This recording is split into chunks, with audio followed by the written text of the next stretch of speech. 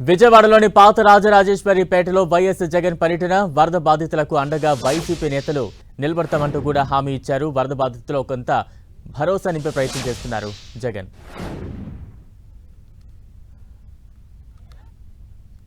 ప్రజల మీద కాస్తో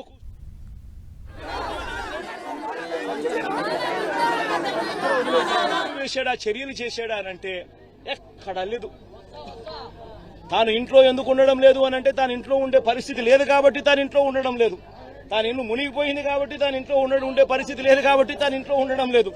ఆ ఇంట్లో తాను ఉండకపోవడం కూడా ఏదో పెద్ద ఘనకార్యం అన్నట్టుగా ఇంట్లో నీళ్లున్నాయి కాబట్టి ఉండలేకుండా ఉండే పరిస్థితి ఉంది కదా అని చెప్పుకోలేక, అది చెబితే తనకు పబ్లిసిటీ రాదనే ఉద్దేశంతో కలెక్టర్ కార్యాలయం అంటాడు, కలెక్టర్ కార్యాలయంలో నేను ఉంటున్నానంటాడు, ప్రజల కోసమే అదే తానేదో ఉంటున్నట్టుగా బిల్డప్ ఇవ్వడం నిజంగా ఎంత దుర్మార్గమేనంటే, పోనీ ఆ బిల్డప్ ఇచ్చే కార్యక్రమంలో అన్నా కానీ సిన్సియారిటీ అన్నా ఉందా అని అంటే అది సిన్సియారిటీ లేదు. మీరే చూస్తా ఉన్నారు, ఈ కాలనీ ఈరోజు చూస్తారు, సింగ్ నగర్ చూస్తా ఉన్నారు, ఎక్కడికన్నా పోండి విజయవాడలో ఏ కాలనీ అన్నా తీసుకోండి ఇదే పరిస్థితి కనిపిస్తా ఉంది. ఈ పరిస్థితి చూస్తే ఏమొస్తుంది, ఎక్కడ రిలీఫ్ క్యాంపులు లేవు. బుధవారం నాడే ఇరిగేషన్ సెక్రటరీ డ్యాముల్లో ఉన్న ఫ్లడ్ కుషన్ ఏర్పాటు చేస్తూ కాస్తో కూస్తూ ప్రతి డ్యాంలోనూ కొన్ని నీళ్లను కిందికి వదిలేసి ఫ్లడ్ కుషన్ ఇరిగేషన్ సెక్రటరీ ఏర్పరిచిందంటే, బుధవారం రోజు రెవెన్యూ సెక్రటరీ పరిస్థితిని గమనించి, ఎక్స్ట్రీమ్ రెయిన్ఫాల్ రాబోతోందనే పరిస్థితిని గమనించి రెవెన్యూ సెక్రటరీ రిలీఫ్ క్యాంపులన్నీ కూడా ప్రణాళికాబద్దంగా ఏర్పాటు చేసి ఉండింటే, ఆ రిలీఫ్ క్యాంపులలో వసతులన్నీ కూడా ఈ జనాభాకు తగ్గట్టుగా రిలీఫ్ క్యాంపులు ఏర్పాటు చేయడం, జనాభాకు తగ్గట్టుగా ఆ రిలీఫ్ క్యాంపులలో వసతులు ఏర్పాటు చేయడం రెవెన్యూ సెక్రటరీ గాని చేసి ఉండింటే, హోమ్ సెక్రటరీ వెంటనే తాను కూడా లోతట్టు ప్రాంతాల్లో ఉన్న ఈ ప్రజలందరినీ కూడా రిలీఫ్ క్యాంపులకు షిఫ్ట్ చేసే కార్యక్రమం హోమ్ సెక్రటరీ కూడా చేసి ఉండింటే, 3 డిపార్ట్మెంట్లు అనుసంధానంగా పనిచేసి ఉండింటే ఈ విపత్తు ఉండేది కాదు. మా హయాంలో, మా ప్రభుత్వ హయాంలో గోదావరి జిల్లాలో వరదలు వస్తే 42,000 మంది జనాభా, 40,000 మంది జనాభా ఉంటే 36,000 మంది పైగా రిలీఫ్ క్యాంపులలో ఉండేవాళ్ళు. ముందుగానే వాలంటీర్లు అప్రమత్తమయ్యేవాళ్ళు, ముందుగానే సచివాలయ సిబ్బంది అప్రమత్తమయ్యేవాళ్ళు, ముందుగానే కలెక్టర్లు అప్రమత్తమయ్యేవాళ్ళు, ముందుగానే వాళ్ళందరికీ ఇన్ఫార్మ్ చేసేవాళ్ళు.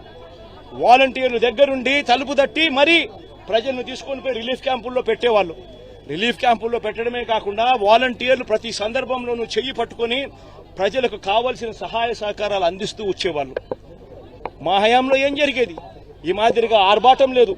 చంద్రబాబు నాయుడు మాదిరిగా ఈ మాదిరిగా ఇళ్లలోకి నీళ్లు దూరాయి కాబట్టి, ఇళ్లలో నీళ్లు వచ్చాయి కాబట్టి పబ్లిసిటీ అని చెప్తూ కలెక్టర్ కార్యాలయంలో నేను పడుకుంటున్నాను, రాత్రి 2 గంటలకు ప్రెస్ మీటు, రాత్రి 3 గంటలకు ప్రెస్ మీట్, ఎందుకంటే నిద్ర రాదు కాబట్టి ప్రెస్ మీటు అని చెప్పి ఇట్లాంటివి ఉండేటివి కాదు.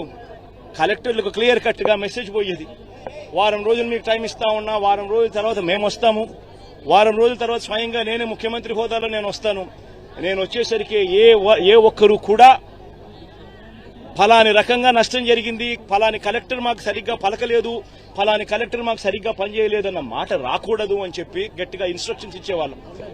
నేను చెప్పిన తర్వాత కలెక్టర్లకు కావాల్సిన సహాయ సహకారాలు అందిస్తూ వెంటనే TR-27 కింద కలెక్టర్ అకౌంట్లోకి డబ్బులు పడిపోయేటి. కలెక్టర్లకు డబ్బులు ఇచ్చేవాళ్ళం, ఎంపవర్ చేసేవాళ్ళం, ఆర్గనైజ్డ్ గా ముందుకు వెళ్లిపోమని సంకేతం ఇచ్చేవాళ్ళం. వెంటనే కలెక్టర్ యాక్టివేట్ అయ్యేవాడు, వాలంటీర్లను యాక్టివేట్ చేసేవాడు, సచివాలయ సిబ్బంది యాక్టివేట్ అయ్యేది. వెంటనే ఒక వ్యవస్థ అంతా కూడా మొత్తం కూడా అడుగులు ముందుకు వేస్తూ కదులుతూ వచ్చి ప్రతి బాధితుడికి కూడా తోడుగా ఉంటూ వాళ్ళందరినీ రిలీఫ్ క్యాంపుల్లోకి తీసుకుపోవడం, వాళ్ళందరినీ బాగా చూసుకోవడం, ఆ తర్వాత బాగా చూసుకోవడమే కాకుండా మొట్టమొదటిసారిగా మా ప్రభుత్వంలో వాళ్ళను ఊరికనే ఇంటికి కూడా పంపించుకోకుండా వెళ్లేటప్పుడు మళ్ళీ డబ్బులు కూడా 2,000 రూపాయలు డబ్బులు కూడా చేతికిచ్చి కూడా పంపించిన పరిస్థితులు కూడా మా ప్రభుత్వంలో మాత్రమే గతంలో జరిగి ఉండేది. ఒకసారి గమనించమని అడుగుతా ఉన్నా, అప్పట్లో జరిగిన పరిస్థితులు ఏమిటి, అప్పట్లో ఏ రకంగా మేనేజ్మెంట్ జరిగింది, ఇప్పుడు ఏ రకంగా మేనేజ్మెంట్ జరుగుతా ఉంది అనేది గమనించమని అడుగుతా ఉన్నా. ఒకసారి కృష్ణలంక వెళ్లి అక్కడ ఒకసారి ఆ గోడ మీద నిలబడి ఒకసారి చూస్తే మీ అందరికీ ఆశ్చర్యం కలిగించే పరిస్థితి వస్తుంది. ఆ గోడ చూస్తే నేను మొన్న వచ్చేటప్పుడు ఆ గోడ మీద ఆ బ్రిడ్జ్ మీద నుంచి వచ్చేటప్పుడు కృష్ణలంక ప్రాంతం వాళ్ళంతా ప్రజలందరూ వచ్చి కూడా నన్ను ఆపి కేవలం థ్యాంక్ యూ చెప్పడానికి ఆపారు. ఆ ఒక్క గోడ, ఈ కృష్ణలంకకి ఇరువైపున ఉన్న ఈ గోడ, ఒక్క గోడ దాదాపుగా 500 కోట్ల రూపాయలు ఖర్చు చేసి మన ప్రభుత్వంలో మనం కట్టినందువలన ఈరోజు దాదాపుగా అక్కడ ఉన్న దాదాపుగా మరో 3 లక్షల మంది ఈరోజు దాదాపుగా అందరూ కూడా సేఫ్గా ఈరోజు పడుకోగలుగుతా ఉన్నారు. నిజంగా నా గోడేగానే లేకపోయిందంటే అసలు ఇంకా ఎంత దారుణంగా పరిస్థితులు ఉండేదో అర్థం చేసుకునేదానికి కూడా ఆశ్చర్యం కనిపించే విధంగా ఉండేది. ఈరోజు 32 మంది చనిపోయినారు. ఇప్పటికే పేర్లతో సహా ఈరోజు సాక్షి దినపత్రికల్లో ఇప్పుడు పేర్లతో సహా కూడా రాశారు, ఫలానివాడు ఫలానివాడు ఫలానివాడు ఫలానివాడు అని. ఆ 32 మంది కన్నా కూడా ఇంకా ఎక్కువగా ఇంకా చనిపోయిన వాళ్ళు ఇంకా తేలే పరిస్థితి కూడా కనిపిస్తా ఉంది. మరి 32 మంది చావుకు కారణం ఎవరు? మరి ఇంత దారుణంగా ఆర్గనైజేషన్ మేనేజ్మెంట్ అనేది నువ్వు లేకుండా ఈ మాదిరిగా నువ్వు మేనేజ్ చేయడము అనంటే, ఇంత దారుణంగా మేనేజ్ చేయడము అనంటే అసలు ముఖ్యమంత్రిగా నువ్వు నీ పదవిలో ఉండడానికి నువ్వు అర్హుడువేనా అని చెప్పి ఒకసారి చంద్రబాబు నాయుడు తన గుండెల మీద తాను చేయి వేసుకొని ఆలోచన చేయాల్సిన అవసరం కూడా ఎంతైనా ఉంది. ఎందుకంటే ఒక ముఖ్యమంత్రి చేయాల్సిన కార్యక్రమాలు ఏదీ తాను చేయలేదు. ముఖ్యమంత్రిగా చంద్రబాబు నాయుడు గారు పూర్తిగా ఫెయిల్ అయిన పరిస్థితులు కనిపిస్తా ఉన్నాయి. 32 మంది చనిపోయినారు ఈరోజు. ఈ 32 మంది చావులకు చంద్రబాబు నాయుడు గారు సమాధానం చెప్పాలి. చంద్రబాబు నాయుడు గారు ఈ చావులకు ఓనర్షిప్ తీసుకొని ప్రజలకు క్షమాపణ చెప్పి ప్రజలకు సహాయం చేసే కార్యక్రమంలో ముందుకు అడుగులు వేయాలి. ఖచ్చితంగా జరగాలి. అధికారులను సస్పెండ్ చేశానంటున్నాడు. మొత్తం సహాయ చర్యలు అనుకున్నాయి. ఇప్పుడు మీకే చెప్పారు స్వయంగా ఇక్కడ వరకు మాకు ఏవి రిలీఫ్ క్యాంపులు లేవు, మాకు ఎటువంటి భోజనం రాలేదు, వాటర్ రాలేదని మీకే ఇప్పుడు చెప్పారు స్వయంగా. మెయిన్ రోడ్డు ఇది. ఏ విధంగా అధికారులను సస్పెండ్ చేస్తానంటున్నాడు. అధికారులు ఎవరు? ప్రభుత్వం ఎవరు? చంద్రబాబు నాయుడు గారు ప్రభుత్వం. మే 13వ తారీఖున ఎన్నికల రిజల్ట్స్ వచ్చినాయి. మే 13వ తారీఖు నుంచి ఇవాళకి దాదాపుగా 4 నెలలు కావస్తా ఉంది. మే 13వ తారీఖున ఎన్నికల రిజల్ట్స్ వచ్చినాయి.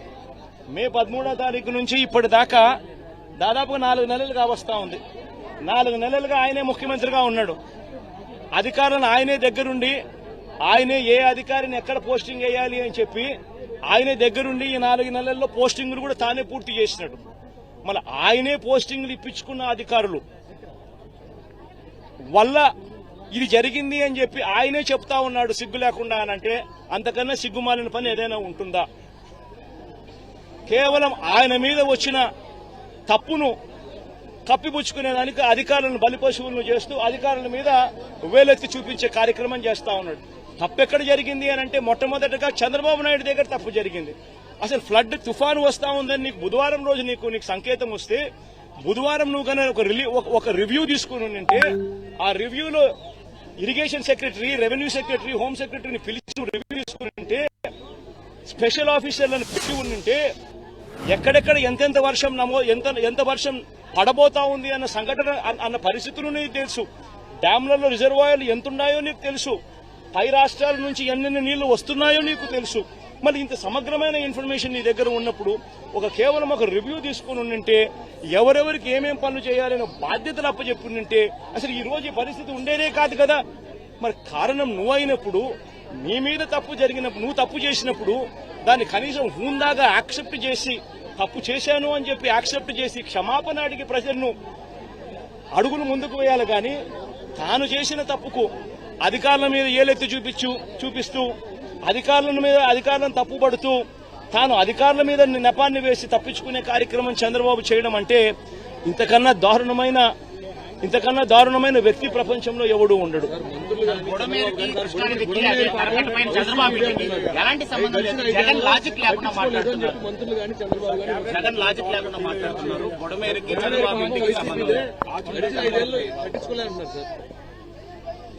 బుడమేరు నుంచి బుడమేరు నది మీద ఆ రెగ్యులేటర్ పేరు వెలగలేరు రెగ్యులేటర్ ఉంది. బుడమేరు మీద వెలగలేరు రెగ్యులేటర్ ఉంది. వెలగలేరు రెగ్యులేటర్ మీద ఉన్న లాక్స్ అంటే గేట్లు ఎవడెత్తాడు? శనివారం అర్ధరాత్రి తర్వాత ఎవడెత్తాడు? ఎందుకు ఎత్తాడు? చంద్రబాబు నాయుడు గారి అది ఎత్తకపోయిందంటే అది ఎత్తకపోయినంటే చంద్రబాబు నాయుడు గారి ఇల్లు మునిగేది. ఎందుకనంటే ఆ నీళ్లు ఇలా తిరుక్కుంటూ వెళ్లి చంద్రబాబు నాయుడు గారి ఇంటి దగ్గరికి వెళ్లేటివి, ఇల్లు చంద్రబాబు నాయుడు గారు మునిగేది. ఎందుకంటే అక్కడి నుంచి నీళ్లు డైవర్షన్ ఛానల్ ద్వారా పోలవరం కెనాల్లో పడి పోలవరం నుంచి కృష్ణానదిలో కలిసేది, ప్రకాశం బ్యారేజ్ దగ్గర కలిసేది. దానివల్ల చంద్రబాబు నాయుడు ఇంటి దగ్గర నీళ్లు దిగేటివి, కాబట్టి చంద్రబాబు నాయుడు ఇల్లు మునిగేది.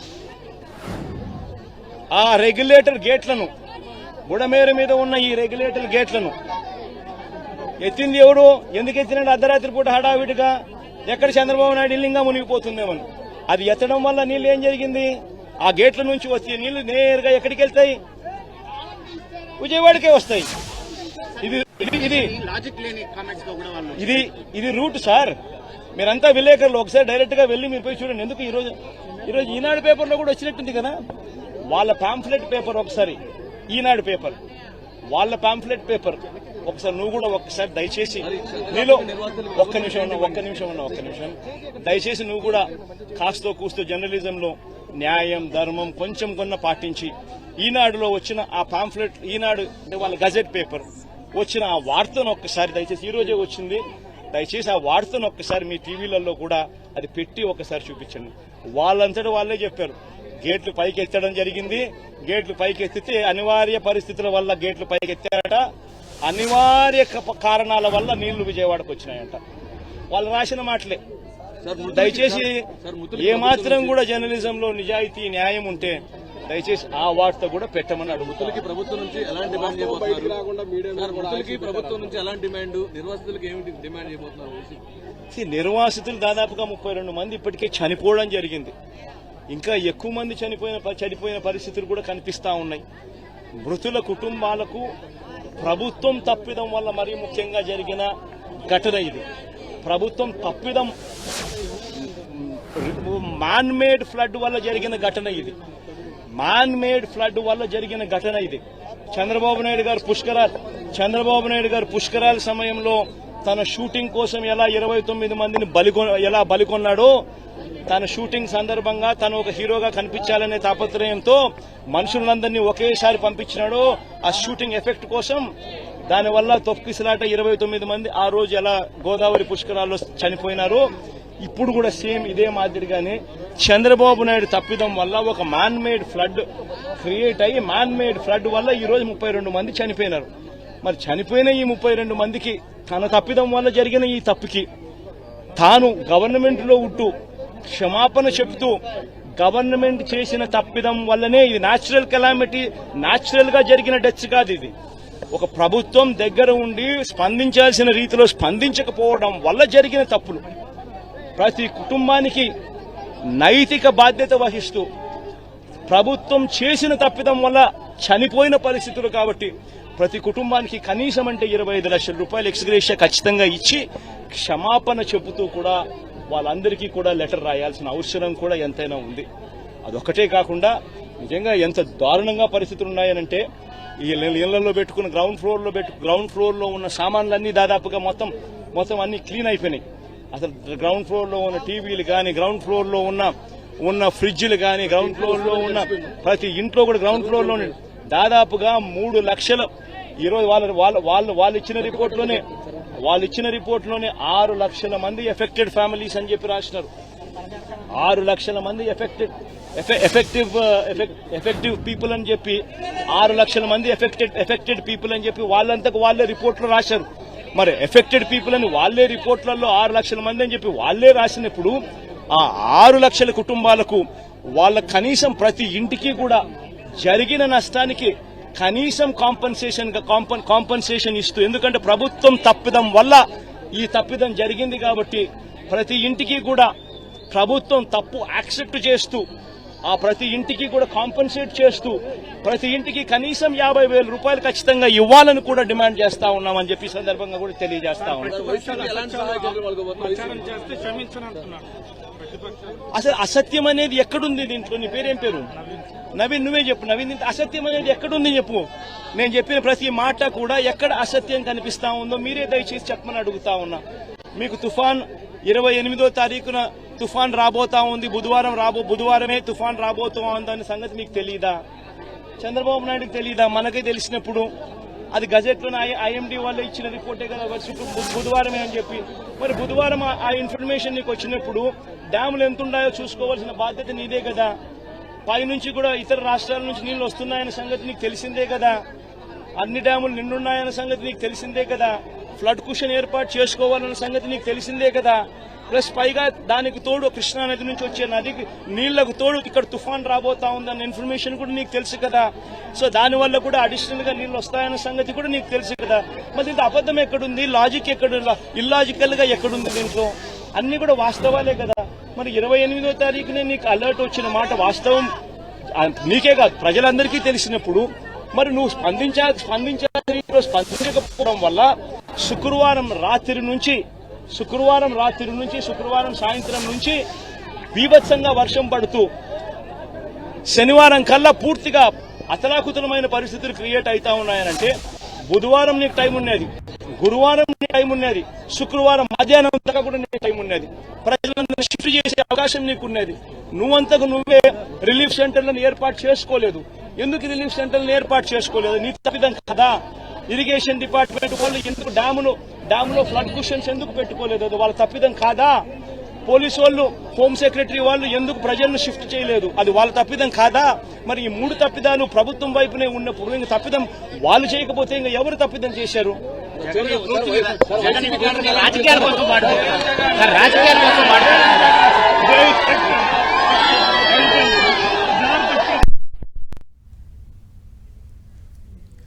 వరద ప్రభావిత ప్రాంతాల్లో వైఎస్ జగన్ పర్యటిస్తూ ఉన్నారు. ప్రభుత్వ శాఖలు సమన్వయంతో పని చేయలేదంటూ కూడా ఆరోపిస్తూనే ఏపీ సీఎం చంద్రబాబును టార్గెట్ గా పలు విమర్శలు చేశారు. వైఎస్ జగన్ ప్రస్తుతం వరద ప్రభావిత ప్రాంతాల్లో పర్యటిస్తూ ఉన్నారు. వైఎస్ జగన్